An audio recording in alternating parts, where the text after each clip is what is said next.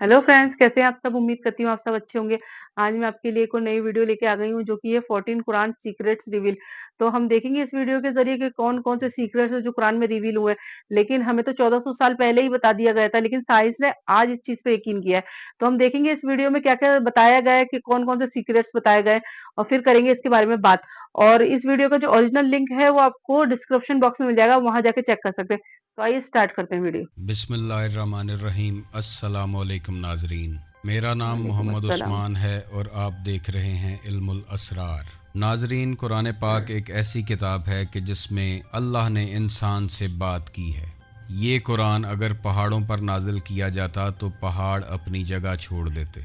अल्लाह की पहचान अल्लाह की निशानियों से होती है और ये कुरान अल्लाह की निशानियों से भरा पड़ा है। अल्लाह बार बार कुरान में बेशक, फरमा रहा है कि तुम में से कौन है जो सोचे समझे, तुम में से कौन है जो गौर करे। बेशक इसमें अकल वालों के लिए निशानियां बेशक, हैं। और अल्लाह फरमाता है कि हम दिखाएंगे तुम्हें अपनी निशानियां खुले आसमान तले और तुम्हारे अंदर, बेशक। हत्ता कि तुम कह उठोगे कि यही हक है। इसीलिए कुरान पाक को सोच समझ कर पढ़ने वालों के दर्जात बहुत बुलंद हैं। ये वो किताब है कि जिसमें हर छोटी बड़ी शय का बयान है। आज इस वीडियो में आप जान लेंगे कि जो किताब आपके घरों में रखी है उसमें कितना बेशकीमती ख़जाना है, और अगर इंसान जान ले तो खालिक हकीकी के आगे दिल से सजदा रेज हो जाता है। आप ये जानकर हैरान हो जाएंगे कि मुख्तलिफ धातें जो हम ज़मीन पर इस्तेमाल करते हैं वो ज़मीन की पैदावार नहीं हैं, बल्कि वो किसी दूसरे प्लेनेट से आई हैं। जैसे कि लोहा, जो लाखों साल पहले किसी मीटियोर के ज़रिए ज़मीन पर आया था। साइंस ने ये फैक्ट आज डिस्कवर अच्छा, किया है, मगर कुरान पाक में इसका बयान 1400 साल पहले कर दिया गया था। जैसे सूरह मैंने कहा हदीद की पहले भी आयत कि नंबर साइंस ने 25 आज में इन अल्लाह चीज़ों को माना है, फरमाता है, और हमने लेकिन ये लोहा 1400 साल उतारा, पहले ही बता दी इसमें गई सख्त बातें। लड़ाई का सामान है और लोगों के लिए बिल्कुल। फ़ायदे हैं। ये बात जानकर आप मज़ीद हुँ, हैरान होंगे कि रोज़मर्रा ज़िंदगी में हम जो पानी इस्तेमाल करते हैं वो भी इस ज़मीन की पैदावार नहीं है, बल्कि लाखों साल पहले इस ज़मीन पर उतारा गया था। साइंस ने आज जियोकेमिकल स्टडीज़ के ज़रिए इस बात का पता चला लिया है, मगर कुरान पाक ने ये बात 1400 साल पहले इंसान को बता दी थी। सूरह अल मोमिनून आयत नंबर 118 में अल्लाह फरमाता है, और हमने आसमान से एक अंदाजे के साथ पानी उतारा, फिर इसे ज़मीन में ठहराया, और बेशक हम इसे ले जाने पर कादिर हैं। नाजरीन, ये बात आप बिल्कुल जानते बेशक, हैं कि इंसान की उंगलियों के फिंगर प्रिंट्स इंसान की बॉडी का सबसे कॉम्प्लिकेटेड और यूनिक पार्ट हैं। किसी एक इंसान के फिंगरप्रिंट दूसरे इंसान से मैच नहीं करते। यही फिंगरप्रिंट्स इंसान की आइडेंटिटी का एक हिस्सा हैं, जिससे किसी भी इंसान की शनाख्त बआसानी की जा सकती है। इस बात का अंदाज़ा साइंस ने कुछ अरसा पहले ही लगाया, मगर अल्लाह ने ये बात कुरान पाक में 1400 साल पहले बयान फरमा दी थी। सूरह क़यामा की आयत नंबर 4 में अल्लाह फरमाता है, क्यों नहीं हम इस बात पर कादिर हैं कि इसकी उंगलियों के पोरों तक को ठीक कर दें। जहाँ कायनात की हर मखलूक अपने खालिक का पता दे रही है, वहाँ आप ये राज जानकर हैरान हो जाएंगे कि फीमेल स्पाइडर जब बच्चे पैदा करती है तो मेल स्पाइडर को मार देती है, और जब ये बच्चे बड़े होते हैं तो अपनी मदर यानी फीमेल स्पाइडर को मार देते हैं।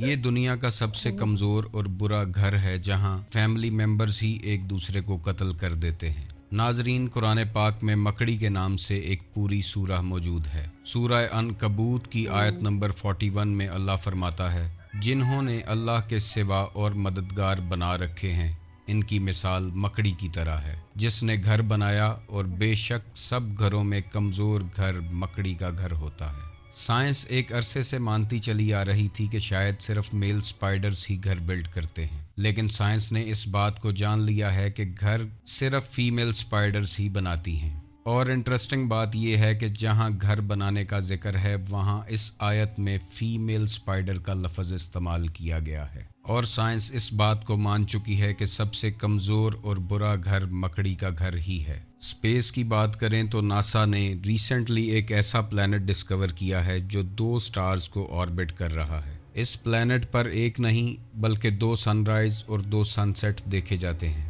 इस प्लैनेट का नाम साइंस ने केपलर 16b रखा है। इस प्लैनेट की डिस्कवरी 2011 में की गई, मगर इसका बयान कुरान पाक में 1400 साल पहले दर्ज कर दिया गया था। اس پلانٹ پر جیسا کہ 2 مشرقین اور 2 مغربین دیکھی جا سکتی ہیں۔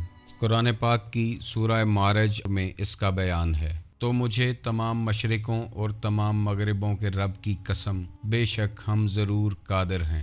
آگے آنے والی انفارمیشن آپ کو مزید حیرت کی طرف لے جائے گی۔ اس سے پہلے ہمارے چینل کو سبسکرائب کیجئے گا، ویڈیو کو لائک کیجئے گا، شیئر کیجئے گا تاکہ ہمارا آپ کے ساتھ رابطہ بنا رہے۔ ناظرین، سورج جو ہمارے اس سولر سسٹم کا سینٹر آف گریوٹی ہے اور زمین پر توانائی کا سب سے بڑا سورس ہے، سورج سے ریلیٹڈ یہ انفارمیشن آپ کو حیران کر دے گی۔ سورج میں 92% ہائیڈروجن اور 8% ہیلیم ہوتی ہے۔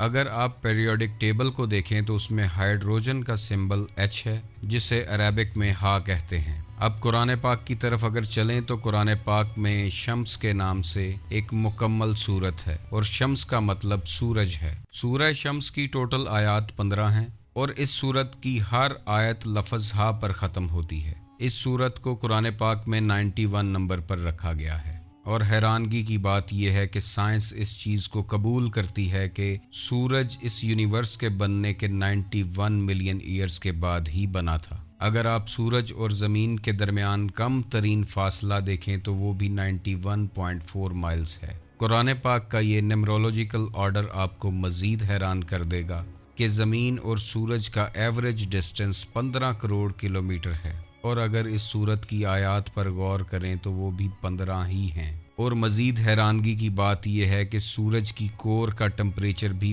15 ملین سیلسیس ہی ہے، جتنی اس سورت کی آیات ہیں۔ دوبارہ سپیس کی بات کریں تو جب ایسٹروناٹس سپیس میں جاتے ہیں تو ان کی آنکھوں کی ویژن بلر ہو جاتی ہے، یعنی وہ زیادہ گہرائی میں نہیں دیکھ پاتے، اور وہاں ان کی نظر زیادہ ڈیپتھ پرسیو نہیں کر سکتی، کیونکہ ایسٹروناٹس کی آنکھوں کو سپیس افیکٹ کرتی ہے۔ سائنس نے یہ بات آج دریافت کی ہے، جبکہ قرآن پاک میں اس کا بیان 1400 سال پہلے لکھا گیا تھا۔ سورہ ہجر کی آیت نمبر 14 اور 15 پر غور کریں تو اللہ فرماتا ہے، اور اگر ہم ان کے لیے آسمان میں کوئی دروازہ کھول دیتے تاکہ دن کے وقت اس میں چڑھ جاتے، پھر بھی وہ یہی کہتے کہ ہماری نگاہوں کو بند کر دیا گیا ہے، بلکہ ہم ایسی قوم ہیں جن پر جادو کیا ہو۔ 1400 سال پہلے ویژن کا سپیس میں بلر ہونا صرف وہی بتا سکتا ہے جس نے یہ کائنات بنائی ہو۔ ناظرین، سائنٹسٹ یہ بات آج دریافت کر رہے ہیں کہ مرنے کے بعد انسان کی ہڈیاں پتھر اور لوہے میں تبدیل ہو سکتی ہیں۔ انسانی ہڈیوں کا پتھر یا لوہے میں تبدیل ہونا آج سے 1400 سال پہلے قرآن پاک میں لکھا جا چکا ہے۔ سورہ بنی اسرائیل کی آیت 49 اور 50 میں اللہ فرماتا ہے، اور انہوں نے کہا، کیا جب ہم ہڈیاں اور ریزہ ریزہ ہو جائیں گے تو کیا واقعی ہمیں نئے سرے سے پیدا کر کے اٹھایا جائے گا؟ تم فرما دو کہ پتھر ہو جاؤ یا لوہا۔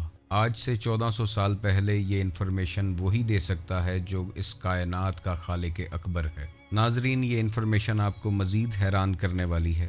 کیا آپ جانتے ہیں کہ ایسٹروناٹس جب سپیس میں جاتے ہیں تو آکسیجن کا لیول کم ہونے کی وجہ سے ان کا سینہ ٹائٹ ہو جاتا ہے، اور انہیں سانس لینے میں مشکل پیدا ہوتی ہے، اور وہ سینے میں جکڑن محسوس کرتے ہیں۔ یہ فیکٹ بھی سائنس نے آج دریافت کیا ہے، جبکہ قرآن پاک نے اس فیکٹ کو 1400 سال پہلے لکھا ہے۔ سورہ الانعام کی آیت نمبر 125 پر غور کریں، جس میں اللہ فرماتا ہے، اور جسے اللہ ہدایت دینا چاہتا ہے تو اس کا سینہ اسلام کے لیے کھول دیتا ہے، اور جسے گمراہ کرنا چاہتا ہے اس کا سینہ تنگ، بہت ہی تنگ کر دیتا ہے، گویا کہ وہ زبردستی آسمان پر چڑھ رہا ہو۔ سپیس کی بات کر رہے ہیں تو یہاں ایک اور بات جان لیں کہ سائنس نے 17 سینچری میں ایک روسیٹ نیبیولا دریافت کیا تھا، جس کا ذکر قرآن پاک میں 1400 سال پہلے سے موجود ہے۔ اس نیبیولا کی بناوٹ اور کلر بالکل گلاب کی طرح ہے۔ قرآن پاک کی سورہ الرحمن آیت نمبر 37 کی طرف چلتے ہیں، جس میں اللہ فرماتا ہے، پھر جب آسمان پھٹ جائے گا تو گلاب کے پھول جیسا سرخ ہو جائے گا، جیسے سرخ چمڑا۔ قرآن پاک جس میں ہر چھوٹی سے چھوٹی اور بڑی سے بڑی چیز کا بیان ہے۔ یہ قرآن پاک 1400 سال پہلے انسانوں اور جانوروں میں موجود کروموسومز کی تعداد بھی بتا چکا ہے۔ انسان کے اندر 46 کروموسومز ہوتے ہیں۔ قرآن پاک کی سورہ الزلزلہ پر غور کریں اور شروع سے اس کے لیٹرز کو کاؤنٹ کرنا شروع کریں تو 46 لیٹر لفظ انسان پر آئے گا، اور انسان میں کروموسومز کی تعداد بھی 46 ہی ہے۔ ناظرین، بندر میں کروموسومز کی تعداد 48 ہے، اور سورہ بقرہ کی اس آیت کو اگر غور سے دیکھیں اور اس کے لیٹرز کو کاؤنٹ کریں تو لفظ قرادت تک 48 لیٹرز بنتے ہیں، اور قرادت بندر کو کہتے ہیں، اور بندر میں موجود کروموسومز کی تعداد بھی 48 ہی ہے۔ شہد کی مکھی میں 16 کروموسومز ہوتے ہیں، اور سورہ نحل کی اس آیت کو اگر غور سے دیکھیں اور اس کے لیٹرز کو کاؤنٹ کریں تو 16 لیٹرز لفظ النحل پر کمپلیٹ ہوتے ہیں، اور نحل عربی میں شہد کی مکھی کو کہا جاتا ہے، اور شہد کی مکھی کے اندر موجود کروموسومز کی تعداد بھی 16 ہی ہے۔ ناظرین، گھوڑے میں موجود کروموسومز کی تعداد 64 ہے، اور سورہ العمران کی اس آیت کے لیٹرز کو اگر کاؤنٹ کیا جائے تو 64th لیٹر لفظ والخیل پر کمپلیٹ ہوتا ہے، اور خیل عربی میں گھوڑے کو کہتے ہیں، اور گھوڑے میں موجود کروموسومز کی تعداد بھی 64 ہی ہے۔